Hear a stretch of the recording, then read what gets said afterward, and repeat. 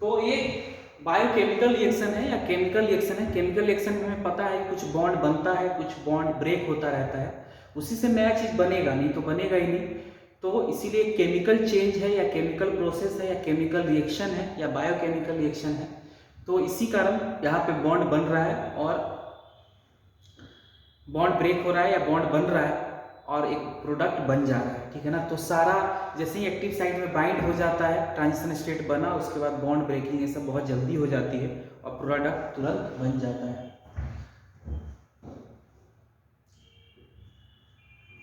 The pathway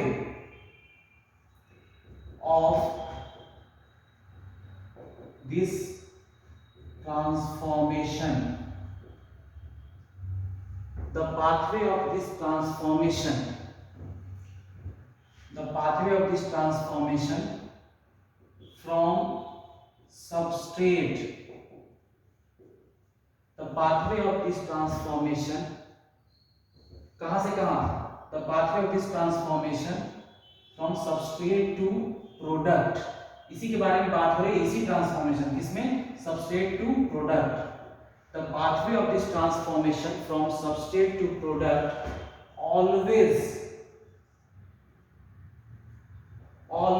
go through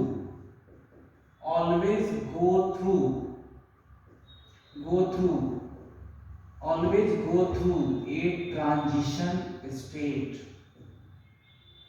always go through a transition state। So the pathway of this transformation from substrate to product always go through a transition state, मतलब हमेशा जाएगा ही जाएगा। Enzyme substrate complex बनना, transition state बनना, ये सब बहुत जरूरी है, तभी रिएक्शन हो पाता है। तो ट्रांजिशन स्टेट से होकर ही ये ट्रांसफॉर्मेशन हो पाएगा सबस्ट्रेट टू प्रोडक्ट। और इसके अलावा ट्रांजिशन स्टेट के अलावा भी बहुत सारे इंटरमीडिएट स्टेट हो सकते हैं यहाँ पे, है ना, रिएक्शन में। तो ये भी पॉइंट आप देख सकते हो, there could B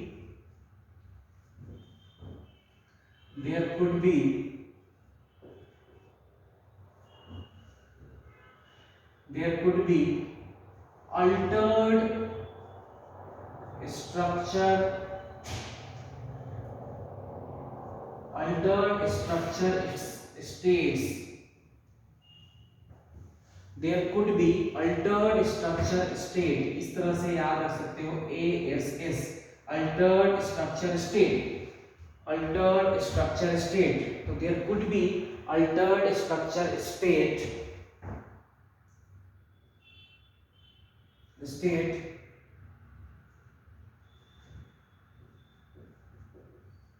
between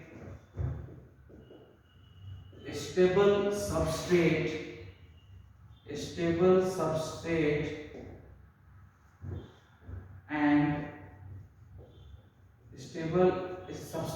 and product is also stable,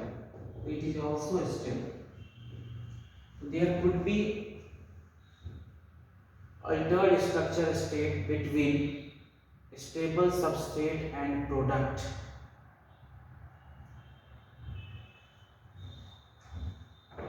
in this transformation pathway,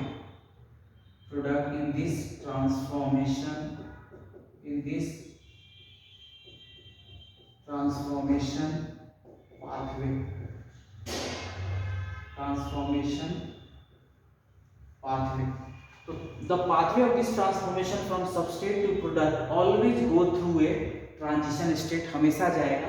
और इस ट्रांजिशन स्टेट के अलावा भी और सारे स्ट्रक्चर बनते हैं, बहुत सारे इंटरमीडिएट बन सकते हैं।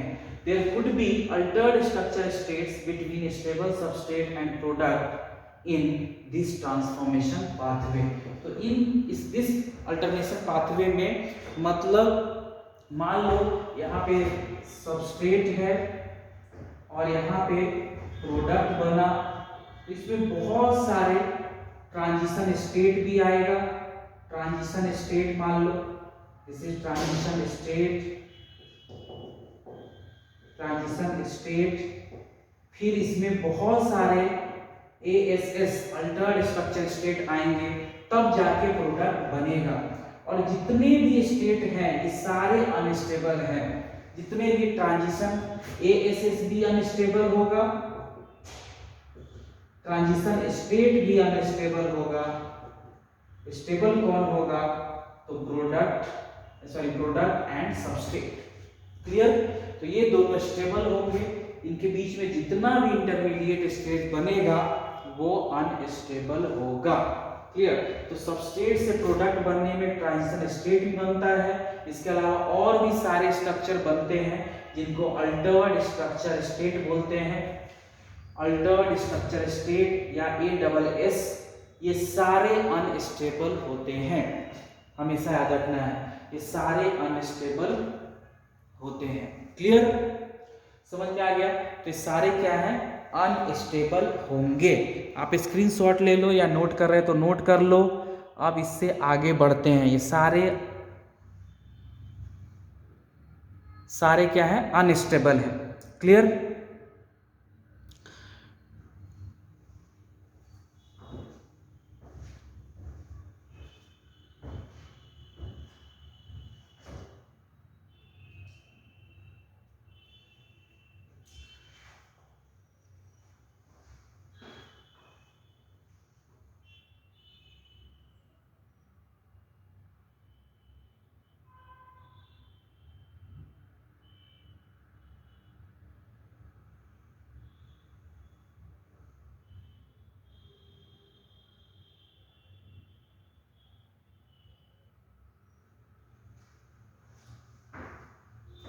क्लियर बच्चों?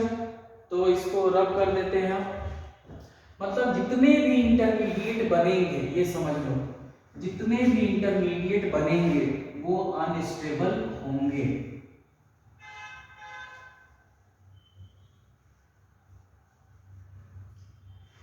तो ये भी पॉइंट लिख सकते हो, ऑल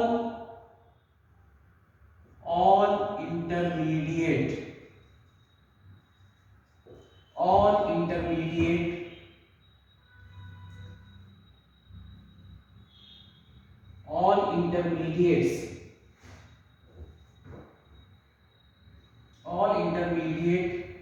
या ऐसे लिख लो, all intermediate states would be unstable. All intermediate states would be unstable. Clear? सारे अनस्टेबल होंगे। समझ में आ गया इतना? तो इंजाइम सबस्ट्रेट कॉम्प्लेक्स बने। अब यानी इंजाइम सबस्ट्रेट से आकर सबस्ट्रेट आकर इंजाइम से बाइंड हुआ, फिर इंजाइम सबस्ट्रेट कॉम्प्लेक्स बना। इंजाइम सबस्ट्रेट कॉम्प्लेक्स ट्रांजिएंट है, कुछ टाइम के लिए है, ऑब्लिगेटरी भी है, मतलब निश्चित बनेगा। उसके बाद तुरंत, यानी इसी को इंजाइम सबस्ट्रेट कॉम्प्लेक्स बोला, ये बनेगा, ट्रांजिएंट है, टेम्पोररी है, लेकिन ऑब्लिगेटरी है, हमेशा बनता है। उसके बाद जब ये बाइंडिंग हो रही है उसी दौरान क्या है, एक नया स्ट्रक्चर बनता है सबस्ट्रेट का, जिसको ट्रांजिशन स्टेट बोलते हैं। ट्रांजिशन स्टेट के अलावा बहुत सारे अल्टर्ड स्ट्रक्चर स्टेट बन सकते हैं बिटवीन सबस्ट्रेट एंड प्रोडक्ट। ये जितने भी इंटरमीडिएट बनते हैं वो अल्टर्ड स्ट्रक्चर स्टेट हो या ट्रांजिशन स्टेट हो, सारे अनस्टेबल होते हैं।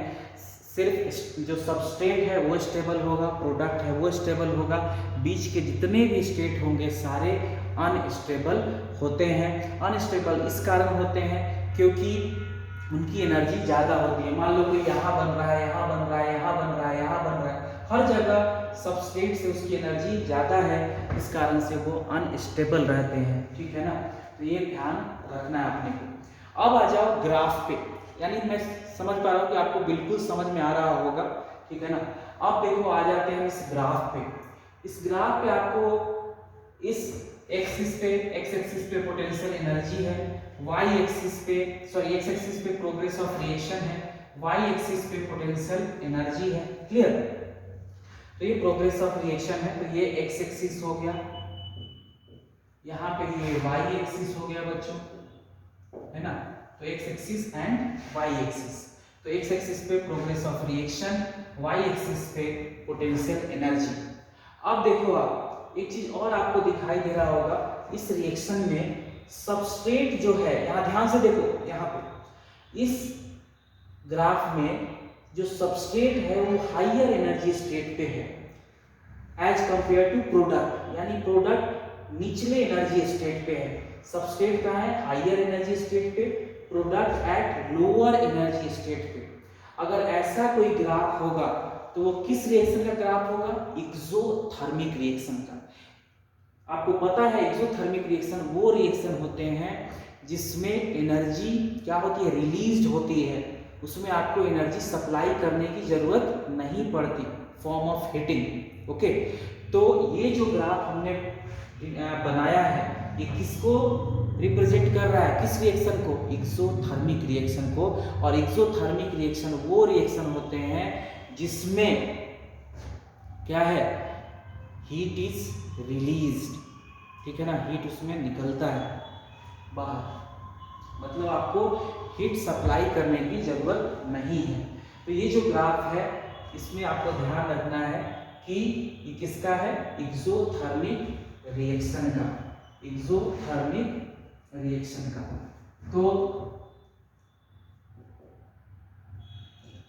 In this graph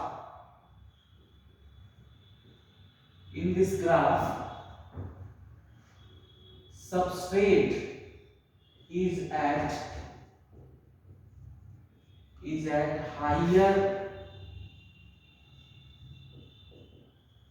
energy state and product is at lower energy state। देखिए यहाँ पे आ रहा है, लोअर पे है ना, यहाँ पे। तो in this graph substrate is at higher energy state and product is at lower energy state, then state this type of graph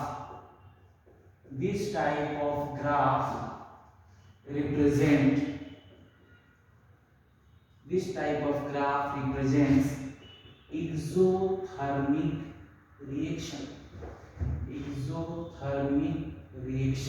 इस पे क्वेश्चन पूछा गया है बच्चों, तो जब भी ऐसा ग्राफ जो एनसीईआरटी ने ड्रॉ किया है तो हमेशा याद रखना कि ये क्या है, exothermic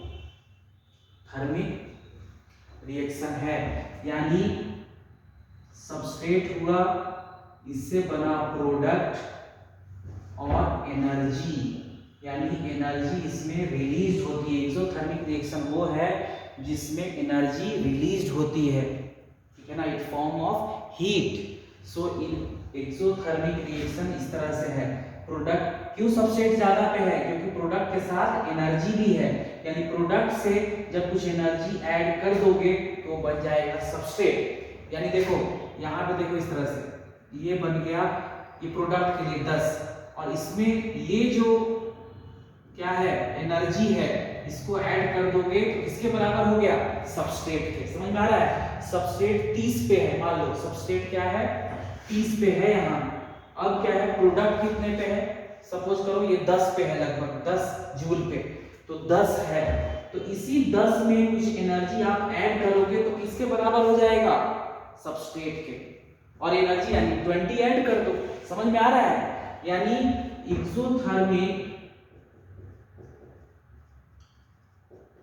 exothermic reaction is that reaction, exothermic reaction is that reaction in which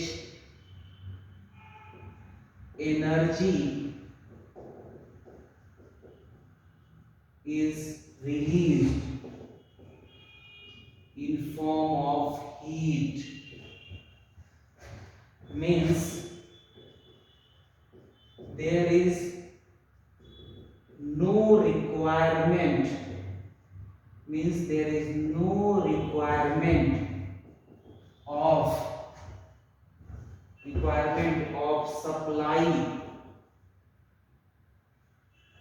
of supply of energy, means there is no requirement of supply of energy in form of heat supply, there is no requirement of supply of energy in form of heat to the reaction. तो इस reaction के लिए energy की जरूरत नहीं है form of heating. There is no requirement of supply of energy in form of heat to the reaction. इसका उल्टा ग्राफ बनेगा इंडोथर्मिक के लिए. Endothermic is energy requiring process. Energy requiring process यानी उसमें एनर्जी चाहिए इन फॉर्म ऑफ हीट. इसको जल्दी से नोट करो बच्चों.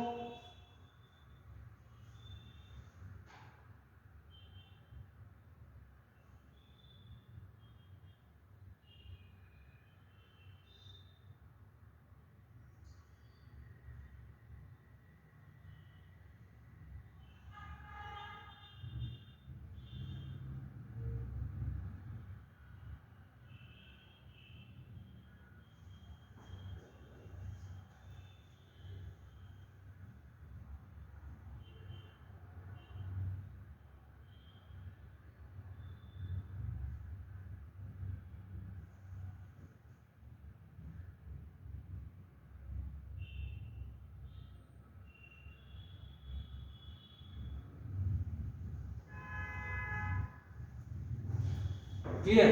तो energy to the reaction for, ऐसे ऐड कर लो, फॉर फॉर्मेशन ऑफ प्रोडक्ट. तो प्रोडक्ट बनाने के लिए हमें एनर्जी देने की जरूरत नहीं है. क्लियर. तो हमें एनर्जी नहीं देनी है. समझ रहे हो. इंडोथर्मिक रिएक्शन में कैसा होगा ग्राफ. इंडोथर्मिक रिएक्शन में कैसा होगा ग्राफ, तो इसके उल्टा होगा. Endothermic is energy requiring process.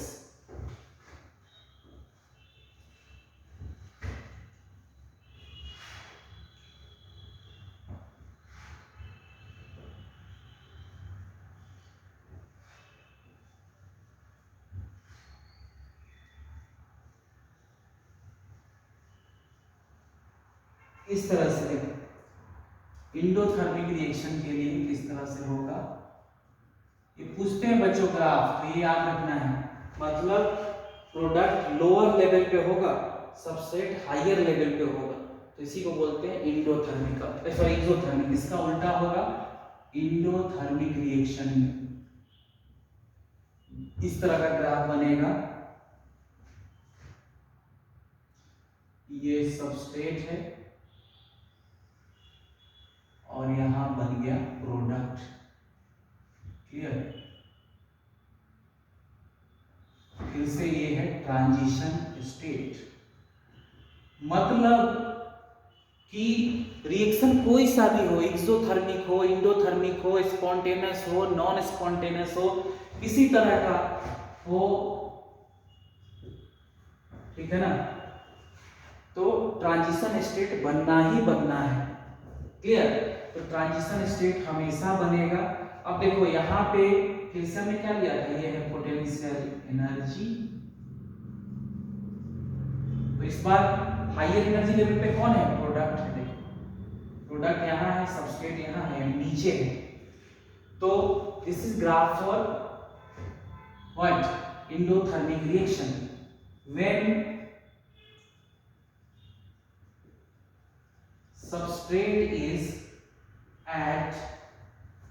substrate is at lower energy level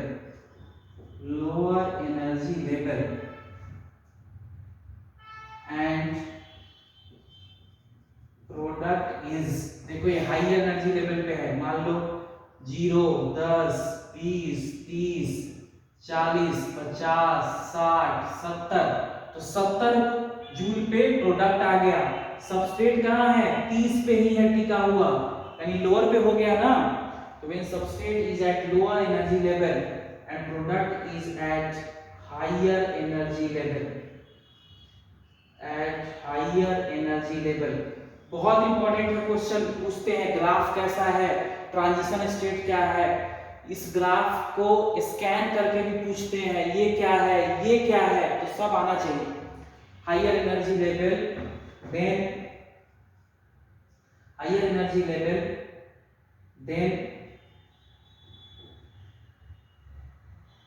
then reaction will be endothermic, तो रिएक्शन हो जाएगा एंडोथर्मिक रिएक्शन। मतलब इसमें एंडोथर्मिक में क्या होता है, एनर्जी देनी पड़ती है, it is energy requiring process heat के फॉर्म में। तो सबस्ट्रेट में जब एनर्जी लगाओगे तब प्रोडक्ट बनेगा, यानी आपको एनर्जी देनी पड़ेगी। यहाँ एनर्जी की कोई जरूरत नहीं है। देखो सबस्ट्रेट में इसमें क्या हुआ, सबस्ट्रेट को कोई एनर्जी आपको नहीं देनी है, डायरेक्ट प्रोडक्ट बनेगा और एनर्जी यहाँ निकलेगा। क्लियर, इस रिएक्शन में यहाँ पे आपको एनर्जी देनी है, सबस्ट्रेट में एनर्जी देनी है तब प्रोडक्ट बनेगा। और ये जो एनर्जी है इन फॉर्म ऑफ हीट, हीट के फॉर्म में एनर्जी आपको देनी है। यानी endothermic reaction is energy requiring reaction. इसको एनर्जी चाहिए ही चाहिए और हीट एब्जॉर्ब होता है इसमें रिलीज होता है। एंडोथर्मिक रिएक्शन में क्या होता है, heat is absorbed, heat absorb हो रहा है ना यहाँ, तब प्रोडक्ट बन रहा है। यहाँ पे सॉरी एंडोथर्मिक है ना, तो यहाँ पे देखो एनर्जी एब्जॉर्ब हो रहा है, यहाँ पे एनर्जी रिलीज हो रहा है, यहाँ पे एनर्जी एब्जॉर्ब होगा, यहाँ पे एनर्जी आपको सप्लाई करनी है, यहाँ पे आपको एनर्जी सप्लाई नहीं करनी है। ये सारे डिफरेंसेस हैं।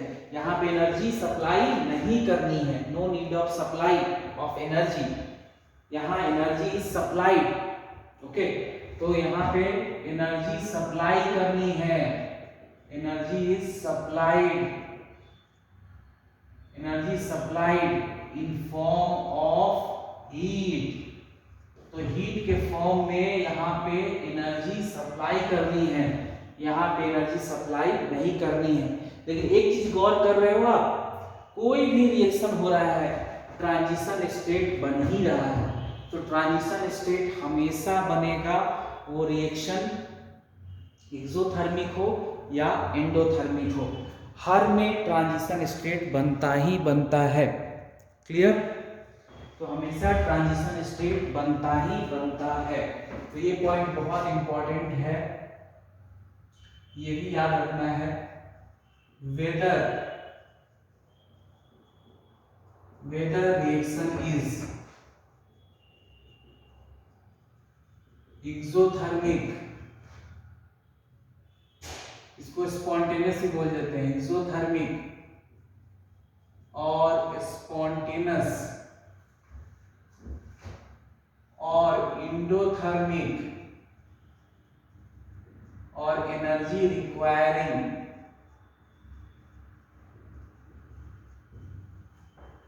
वेदर रिएक्शन एक्सोथर्मिक और स्पॉन्टेनियस या endothermic, energy requiring, transition state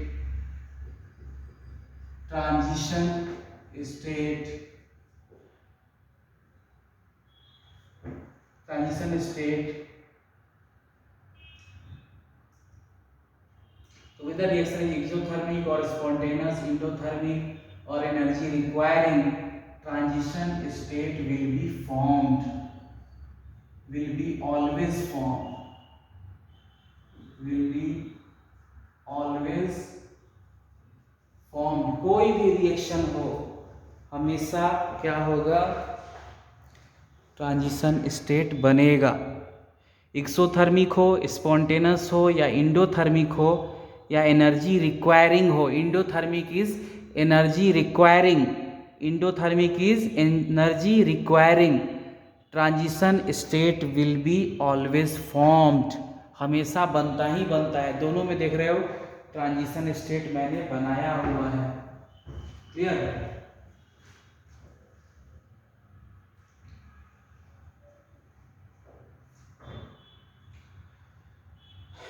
अब लास्ट इस टॉपिक पे आ गए बच्चों, यहाँ पे एक्टिवेशन एनर्जी के कंसेप्ट पे। एक चीज और देखो, एनसीईआरटी क्या बोल रही है कि एनसीईआरटी क्या बोल रही है कि एक्टिवेशन एनर्जी क्या है। देखो यहाँ ध्यान से समझना, एक्टिवेशन एनर्जी क्या है। देखो एनर्जी, एक्टिवेशन एनर्जी क्या है, डिफरेंस है किसका, difference of energy content of substrate from that of transition state. Okay, इन दोनों का जो डिफरेंस है इसी को बोलते हैं एक्टिवेशन एनर्जी। समझो ध्यान से, पहले देखो यहां से यहां तक एक्टिवेशन एनर्जी है, ये ध्यान से मेरा फिंगर देखो यहाँ पे, और ये देखो यहां से लेकर यहां तक क्या है, एक्टिवेशन एनर्जी है।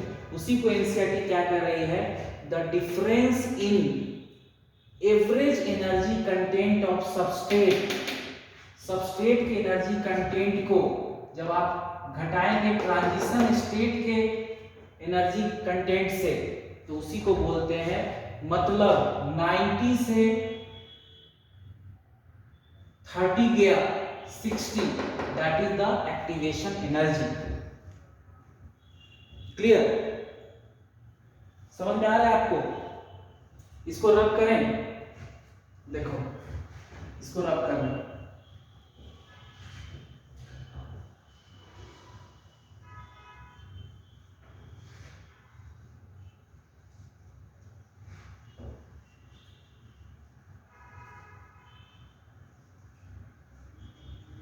पहले लिख देता हूं क्या कह रहे हैं NCERT. According to NCERT activation energy क्या है, देखो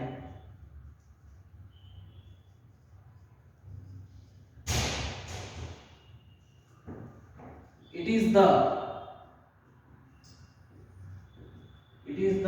difference, it is the difference in energy it is the difference in average energy content, वही हुआ, it is the difference in average energy content of, it is the difference in average energy content of substrate from that of product, from that of transition state, from that of transition state. देखो it is the difference in the, अच्छा ये देखो इस graph में आप देखो activation energy कितनी है, इस ग्राफ में देखो एक्टिवेशन एनर्जी कितनी है, यही है, यहां से लेकर यहां तक है ना, यहां से लेकर यहां तक, यानी 90 से 90 पे ट्रांजिशन स्टेट है और सबस्टेट कितना है 30 पे, तो इसको माइनस कर दोगे तो ये हो जाएगा एक्टिवेशन एनर्जी। यही तो एनसीईआरटी कह रही है, ध्यान से देखो एक्टिवेशन एनर्जी यहां से यहां तक है, समझ में आ रहा है? जब आपने एंजाइम यूज नहीं किया तो क्या है, एक्टिवेशन एनर्जी यहां से यहां तक है, देखो यहां से लेकर यहां तक, यहां से लेकर यहां तक, यही है ना एक्टिवेशन एनर्जी।